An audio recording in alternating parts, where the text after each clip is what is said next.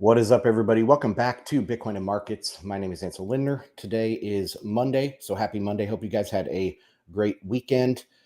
Monday is my fundamentals report day, so we're going to be going over that. It is a one-stop shop newsletter for all things happening in Bitcoin, from headlines, macro stuff, price analysis, mining, lightning, layer 2, all that stuff wrapped up into one digestible email every week. If you guys want to sign up for that, you can go over to bitcoinandmarkets.com. I'll bring that up right now.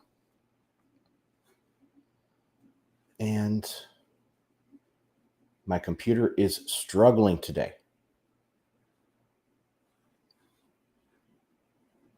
Stand by. All right. So bitcoinandmarkets.com, you can sign up to support me there as well. Get the free newsletter. Everything I do is on bitcoinandmarkets.com, except for one thing. And that is I am going to be starting to write now for Bitcoin Magazine, and we'll go over that here in a second. But you will be able to find my writings on the bmpro.substack.com here starting this week. So, all right, let's jump into, actually, let's go to the chart here real quick. This is a live chart. Bitcoin had the nice big rally this morning. There was some rumors about ETF imminent approval. Some people were saying that Gary Gensler is tired of being the bad guy, and so he was going to give in and approve some ETFs. I don't know if that's what forced the price up, but it would match with that type of rumor. And we have since sold back off. But all in all, this is looking like a good breakout. If we zoom out, you can see this trend line was broken, kind of back tested, and now we're going higher. So we will see how this ends up. Okay, back to the fundamentals report. Oh, actually, before I do that, so on the website here, you can see peak oil demand and Bitcoin adoption. I wrote about that in my recent new Proton is going to be the new premium tier on bitcoinandmarkets.com for those subscribers. But yeah, I did look at peak oil and Bitcoin adoption. I also have a blog post here, demographic collapse, several case studies. I think I talked about that last week, and I have opened that up now to the public as well. So, all right, let's go now into the fundamentals report. Starting with the meme from the BTC therapist, all of the companies here looking at Bitcoin instead of treasuries. One day that will be the case. The idea of treasuries, they fulfill the role of collateral in the system. So if you think of liquidity in the global financial system, for dollars, which is the global reserve currency, to go back and forth between banks, between countries, it needs to have collateral. And actually, before the great financial crisis, this is why the great financial crisis was so pivotal, and it was the beginning of the end of the system. Because before the great financial crisis, you had uncollateralized markets. Not all of them were uncollateralized, obviously, but the repo markets could be uncollateralized. The great financial crisis changed all that, and now everything has to require collateral. And what role plays that role in the global financial system? Well, treasuries do. Now, Bitcoin could easily fulfill that role.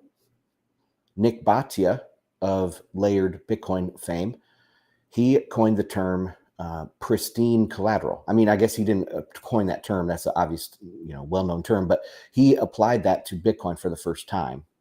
And that is the role that Bitcoin could play in the near future. I mean, that is a more obvious role, because in a repo situation, you have dollars going one way and treasuries going the other way. You could easily put Bitcoin in there, because Bitcoin can be sent anywhere in the world, settled instantly, or not instantly, but within 10 minutes.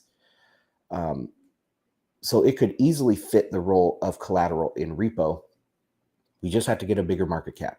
Bitcoin can't do that roll at $500 billion market cap. It can do that roll at 25 trillion or 50 trillion, but not at 500 billion. So we just need to expand the market cap to get some of these, high power money use cases onto Bitcoin. It's going to take this type of adoption. And yeah, anyway, so good meet. Snapshot of Bitcoin. Weekly trend is we were seeing a big bounce. We kind of are still seeing a big bounce from last week to this week. Media sentiment has ticked over positive because I've seen a few more positive headlines around Bitcoin mining. Like for this newsletter, I go through and I look for Bitcoin headlines, Bitcoin mining headlines, Bitcoin Lightning headlines, all that stuff. And so I see hundreds of headlines for this report. And I think that it has shifted positive for the media sentiment. And again, this is not scientific. This is just my own evaluation. Okay, network traffic is elevated, and we will take a look at that. Let me zoom in here a little bit for you guys. The mining industry is surging. We will have a big difficulty adjustment coming up. Days until halving, 211. Weekly price at time of writing was 27,302, but it is now back down to 26,800. But that was from issue to issue is what this is the change for, is $2,151 difference, which is a big weekly candle at 8.6%. Market cap was ticking up way above the $500 billion mark that I've been talking about for a while, at coming in at 532 billion. Satoshis per dollar, 36.63. Finnies, which is my preferred denomination of 1/10,000th of a Bitcoin, is $2.73. Mining sector, previously we had a difficulty adjusted downward by 2.5%. And at the time of writing last week, it was estimated to be another 5% reduction in the difficulty.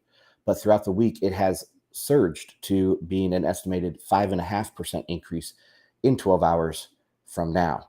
Mempool is sitting at 225 megabytes, right pretty much smack dab on where it was last week. Fees for the next block, $1.15 per transaction, per average size transaction, or 30 sats per virtual byte. Medium fee is also $1.15, and that's via mempool.space. Capacity for Lightning Network, this really surprised me. So we had a big jump in Bitcoin capacity up to 4874. That was almost a 2% increase, which is pretty big for the Lightning Network. As long as I've been watching this is probably the biggest single week increase that I've seen in 6 months. So that's a pretty big deal. Channels adding almost 1%. Last week, let me check my numbers here. So last week, the capacity went up almost 1% at 34 Bitcoins. And this week it went up 84 Bitcoins. And then the channels went up 0.8% last week, and it went up 0.7% this week. So it is adding, about 2,000 channels a month at this rate, which is good. And hopefully we can see it continue to grow. We have some news for Lightning Network, which I'll cover here in a second. But yeah, so all in all, the snapshot of Bitcoin, I think, is looking very positive. Okay, in case you missed it, that Bitcoin Proton number 1 went out. FedWatch, my own personal FedWatch episode, went out last week. It's really episode 370 of Bitcoin and Markets, but I put it under the FedWatch naming convention on the website. And then we have episode 371, and I do have 372 ready to come out. I might clip it a little bit more, but that should be coming out. And then I have the one from Friday where I talked about does the Fed print money? That should be a real quick podcast. So make sure you guys are subscribed to the podcast feed. In case you do miss a live stream, you can get the podcast version and listen to it later. That's a good thing to have. Okay, so for the blog, I'm writing this demographic collapse series. I'm up 2 in now, and everybody can access the case studies that I did on the different countries. All right. Headlines. This week will be my first post on Bitcoin Magazine Pro. Should come out Wednesday. So make sure you guys are at least subscribed to the free version. So BM Pro has paid tier and free tier. So you guys can join the free tier at least. They have a lot of free content. And then some of their stuff that they produce does come out, that is paid reports or whatever, does come out later on the free feed. So it's something good to subscribe to. Plus, if you're watching this and you're listening to this, you probably like my brand of content. And if I'm writing for them, then you probably want to be subscribed at least to that free tier over there. Appreciate everybody that goes over there and signs up. So, and also to be fair to my professional tier, I am not going to, you guys are personally supporting me on this website. And so, like what I'm going to say. And a lot of the stuff that I put on BM Pro, I will also be addressing in my market protons, but probably not to the same degree, same extent. So, I'm still trying to work out that balancing act there. But just wanted to mention that. Okay, the NSA, first headline is the NSA invented Bitcoin. Didn't you know, guys? How to Make a Mint back in 1996 came out from a guy that wrote for the NSA and, some programmer dude, shadowy coder for the NSA, came out with this paper. And this makes its rounds every few years that the NSA really started Bitcoin. Of course, that's not the case. How to Make a Mint, that paper did not describe Bitcoin at all. It describes something like that was already in existence, like Chaumian eCash. DigiCash was already out. Let's see, DigiCash came out in 1989, and eGold was also launched in the same year as this paper, 1996. So some history for you guys. But you can also see that on my Bitcoin prehistory infographic. And actually, I'm going to bring that up in a new tab and show you guys this. So you guys might have found me originally, I don't know, by my prehistory timeline that I did. And it was very bare bones, basic timeline with all of the different things leading up to Bitcoin, what they did or what happened. And it got picked up by Dan Held. And he asked me if he could use it. And it was in, I guess, one of his books as well. And he did credit me, but he misspelled my name. So there you go. I made a new one here. And this is a vertical one instead of a horizontal one. And you can go down through the timeline. It has pictures and everything. And it's, let me go down to the time in question right here. So 1996, you can see NSA, How to Make a Mint. That is on my timeline. DigiCash is also on my timeline. Cybercash in 1994, eGold. And all of these things are clickable. If you guys become paid members on bitcoinandmarkets.com, you can download the clickable PDF version of this, and you can go right into eGold, go right into DigiCash. All these big things are hyperlinked in the PDF for members over on bitcoinandmarkets.com. All right, so that is that. I should extend this because, I stopped with Bitcoin being launched. It would be interesting to extend that and put like SegWit, put the XT, put when Gavin Andreessen quit, Rage Quit of Mike Hearn,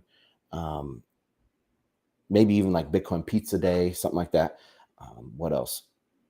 SegWit, Lightning Network, some of these big events like that. That would be interesting to extend this, keep going and extend this down. But anyway, okay, let's get back to the report.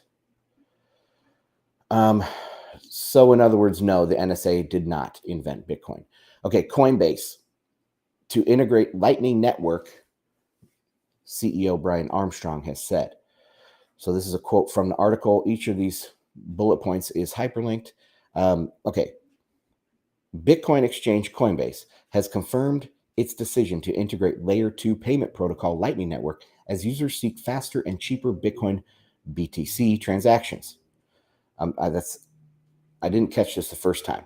Bitcoin BTC. What is there another Bitcoin? That's what they're trying to say, that there's another Bitcoin BCH, Bcash, or BSV, or whatever. I mean, this is insane. No, it's just Bitcoin. It's not Bitcoin BTC. This is stupid. Okay, up until recently, major crypto exchanges using Coinbase, including Coinbase and Binance, had no intent to adopt the Layer 2 solution, as many community members argued that Lightning Network integration offered fewer incentives for exchanges' income. And yes, I did cross out crypto and put Bitcoin. Armstrong added, Bitcoin is the most important asset in crypto, ... This thinking is a cancer. He's right to say it's more important, but Bitcoin is not crypto. Maybe we can see where this is going. So Jameson Lopp, he tweeted out about this, and he had an optimistic take. Tooling and infrastructure for liquidity management has matured greatly. Okay, or the pessimistic take. Someone told them that token issuance is coming soon. I agree with Lopp's pessimistic take. Scammers and their salesmen like Armstrong are realizing the old standalone altcoin scams and Ethereum's ecosystem is not coming back anytime soon. But RGB and ordinals are available on Bitcoin. Evil laugh. Ha ha ha ha ha. Okay, next headline. Franklin Templeton joins race to offer U.S. spot ETF. Quote, the San Mateo, California-based firm, which oversees more than $1.4 trillion in assets, filed an application with the U.S. Securities and Exchange Commission on Tuesday. If approved, Franklin plans to use Coinbase Global as custodian for the fund's Bitcoin holdings and Bank of New York Mellon for cash. So this is just the latest big asset manager that is stand by. I'm just going to check, make sure I'm going out here. I'm getting a notification here. All right, yeah, we're good. All right, so here's a quick list of all of these big boys. BlackRock with 10. I think it's 9, but yeah, it's around 10. Fidelity 4.5. Invesco Galaxy 1.5 trillion. Franklin Templeton 1.5 trillion. Wisdom Tree 87 billion, and then the smaller guys. But these are big funds. Vanguard isn't on here yet, but they're probably coming. The SEC cannot say no to this, in my opinion. All right, macro headlines. August CPI for US came in at 0.6% month over month. You can see my live stream reaction here. I hyperlink to it. This was a big surprise for me, but nothing happens in a straight line. I'm still extremely confident in my deflationary call. In fact, this CPI reading only guarantees a sooner crash/recession, in my opinion. If prices were going up because of economic growth and credit creation, that would preclude a recession. But we don't have economic growth and credit creation. So this small jump in prices only exacerbates the problems. When prices go up, not due to growth, people first take on credit card debt, which has to be paid back with interest, but without economic growth. So they lock in harder times in the future. I think this is the stage we are in. And this goes for the U.S. economy too, or the U.S. government, I guess. I remember during COVID when they went out and they spent they had a deficit of, what was the deficit? Like 4 trillion or something. I don't know. It was something nuts in 1 year. And then Janet Yellen and Biden and all them, they came out and they were celebrating that they slashed the deficit. They probably realize this. Yellen probably realizes this. I don't think Joe does, but You can't just cut that off, because you're pulling demand forward just like this. You're locking in harder times in the future because you have to pay back principal and interest. And if you slash your deficit, you're stopping that process of pulling things, demand from the future into the present. You're guaranteeing a recession. Now, the big governments and big economies like the United States that's something that takes years, 3-4 years to develop. But for a household, it can happen very quickly. Like, you can extend and pretend for 6 months and maybe a year, but you are going to hit a brick wall. I say only after the debt brick wall hits them and they can't extend and pretend anymore do they start cutting back on discretionary spending. That is coming this fall and spring. We see this dawning on people with the most recent University of Michigan inflation survey. Consumers' inflation expectations resumed their crash. So even with the CPI stuff, we have inflation expectations going down. And remember, that's the most important thing to the Fed, because the Fed thinks inflation expectations manifest themselves in reality. If you expect inflation, you will manifest inflation. If you don't expect inflation, you won't manifest inflation. So this is what they think. This is actually how they think that the economy works, through manifestation, from expectation to reality. They don't believe in a mechanical process. They believe in woo-woo, magic, psychology, psychological manipulation. That's what they believe in. And that's what they do. But anyway, little soapbox right there. Okay, next headline. Turkey could part ways with the EU, according to Erdogan. Turkey has been trying to find a new home for a while.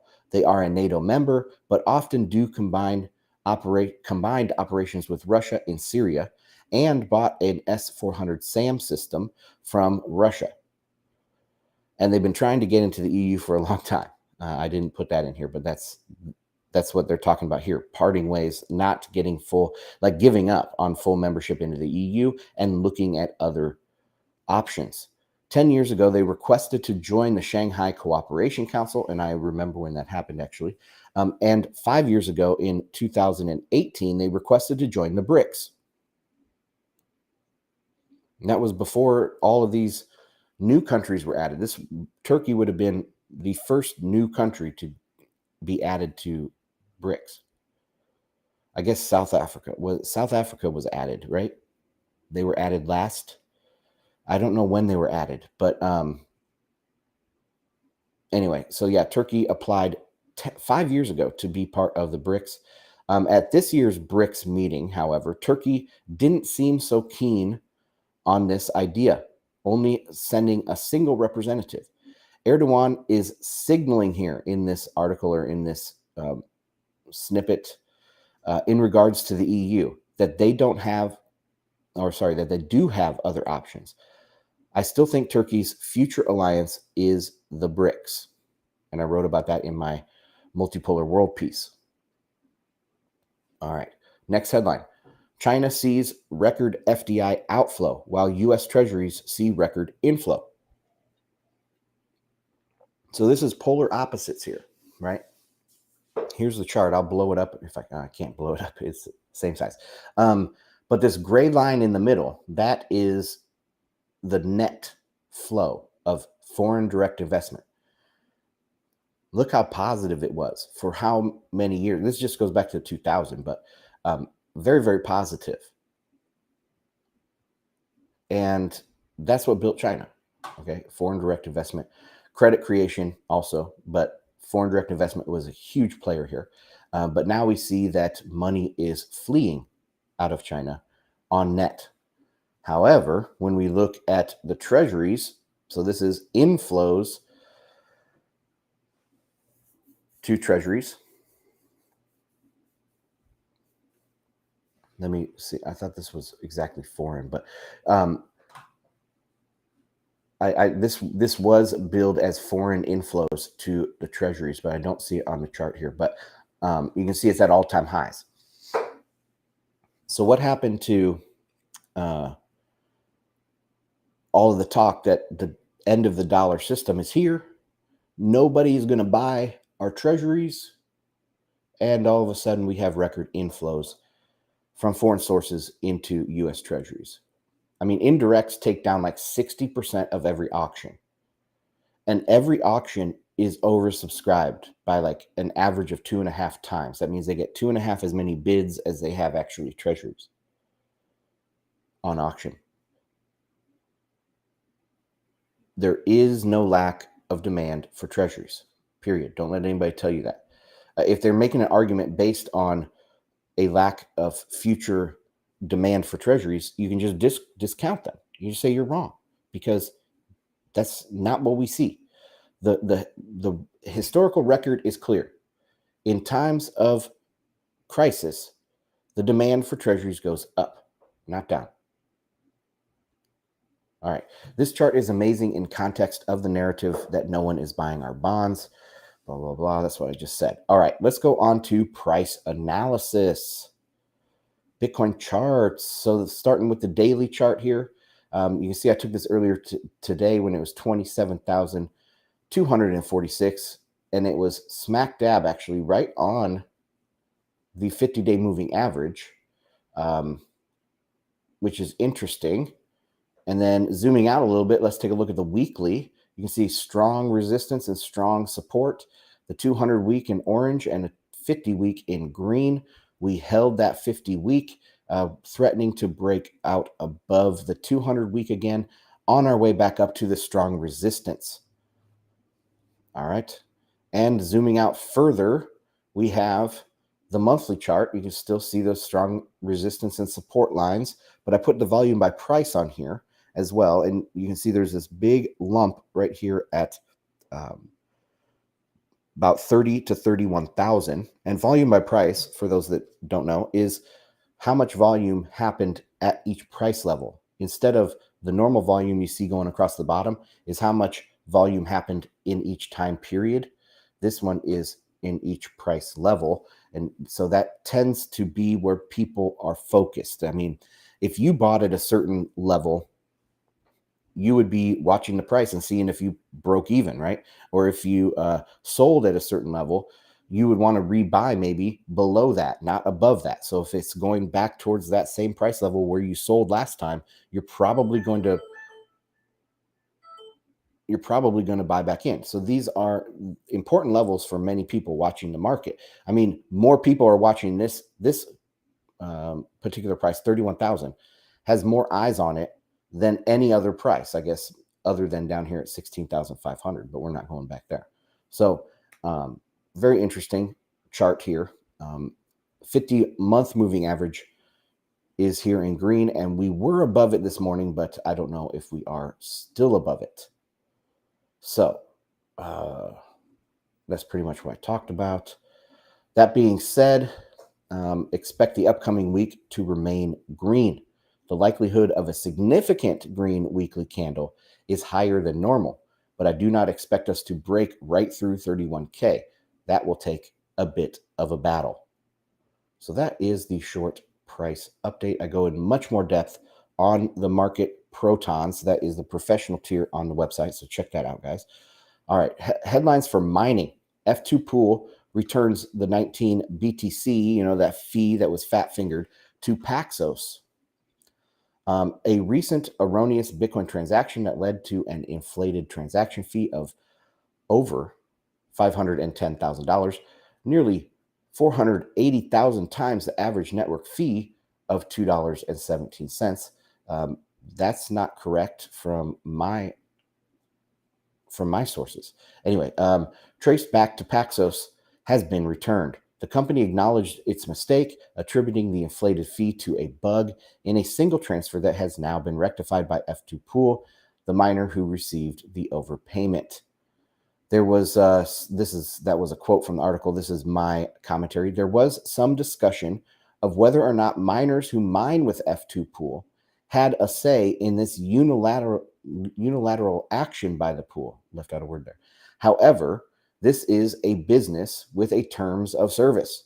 The miners basically agree that F2 Pool can do things like this.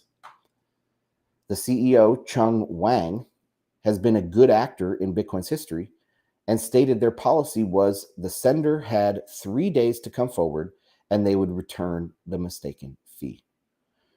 This is a rare occurrence, but it has happened quite a few times in Bitcoin's history. All right. Next mining headline.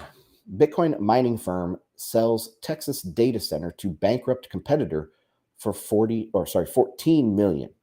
In a recent development, Bitcoin mining firm Core Scientific Inc. has agreed to sell its Texas-based data center to Celsius Network, LLC mining unit, a company that filed for bankruptcy last year. The sale, which is valued at 14 million and is pending court approval, marks the end of ongoing litigation between the two companies. The dispute between Core Scientific and Celsius Mining stemmed from disagreements over their hosting contracts, particularly regarding who should bear the electricity costs.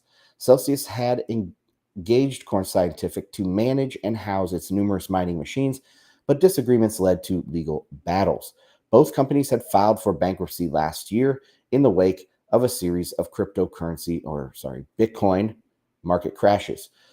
Core Scientific cited Celsius's failure to meet financial obligations as a contributing factor to its own liquidity issues. I remember all that, reported on that here. The Texas data center with that Celsius will acquire is partially developed and non-operational at present. Emphasis added. Okay, going on to difficulty and hash rate. No change to Bitcoin's difficulty this week. However, it's estimated to adjust up by over 5.5% in 17 hours from the time of writing.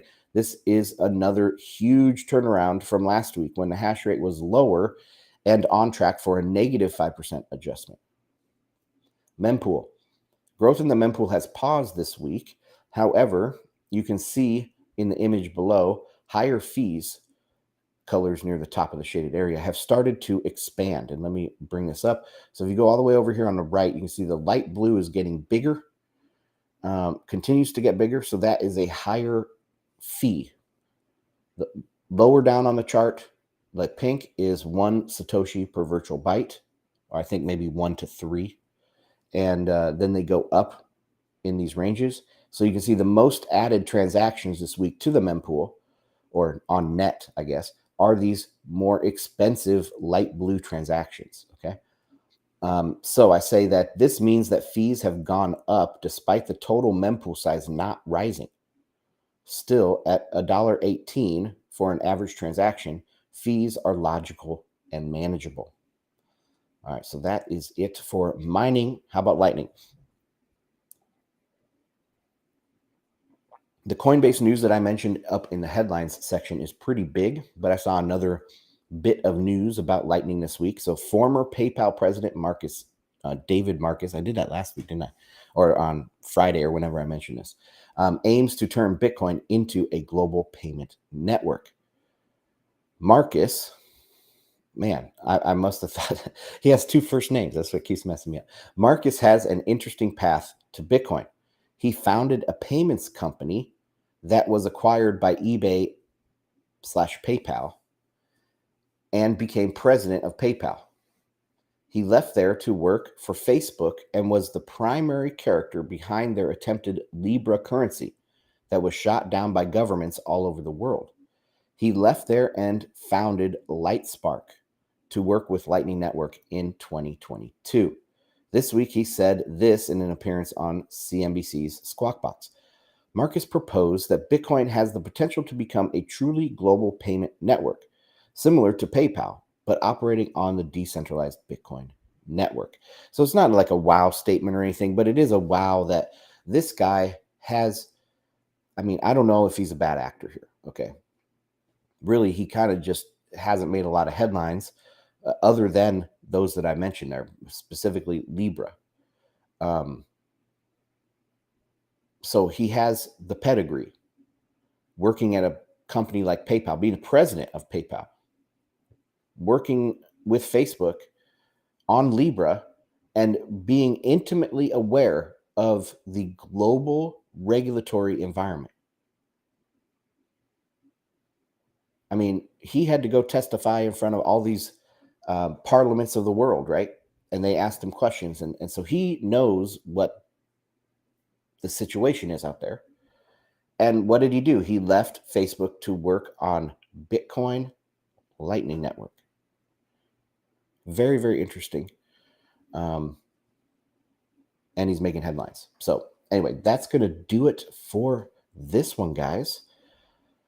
Ansel Lindner, Bitcoin and markets. Let me see. Let me go back to. Sorry, my computer, like I said, is running slow. But anyway, that is going to do it for this one. Thanks for joining me. Ansel Lindner, Bitcoin and Markets. Check out bitcoinandmarkets.com. Sign up for the free stuff. Check out the BM Pro. That's bmpro.substack.com. I'm going to be writing there. First article is coming out this week, so make sure you're subscribed. And that's going to do it, guys. Thanks for joining me, and I'll see you on the next one. Bye.